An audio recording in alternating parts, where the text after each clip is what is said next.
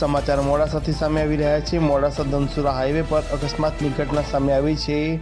ગમખ્વાર અકસ્માત સર્જાયો। દલીલપુર પાસે આ અકસ્માત બન્યો, જેમાં ઇકો કારમાં સવાર એક વ્યક્તિનું ઘટના સ્થળે મોત નીપજ્યું છે, તો 7 થી 8 જેટલા જે વ્યક્તિઓ છે તે ઘાયલ થતાં તેમને સારવાર અર્થે 108 મારફતે હોસ્પિટલમાં ખસેડવામાં આવ્યા છે।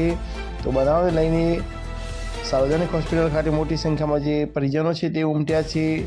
જે પ્રકારના સમાચાર સામે આવી રહ્યા છે। મોડાસા ધનસુરા હાઈવે પર ગમખ્વાર અકસ્માત સર્જાયો છે। દલીલપુર પાસે અકસ્માત સર્જાયો। ઇકો કારને અકસ્માત નડતા કારમાં સવાર એક વ્યક્તિનું ઘટના સ્થળે મોત નીપજ્યું હતું, તો 7 થી 8 જેટલા વ્યક્તિઓ છે તે અકસ્માતમાં ઘાયલ થયા છે। ઘાયલોને સારવાર અર્થે 108 મારફતે હોસ્પિટલ ખસેડવામાં આવ્યા છે। બનાવને લઈને જે પરિવારજનો છે તે હોસ્પિટલ ખાતે પહોંચ્યા છે। બનાવને લઈને પોલીસે હવે વધુ કાર્યવાહી હાથ ધરી છે, કારણ કે અકસ્માત થયો છે, એક વ્યક્તિનું મોત થયું છે।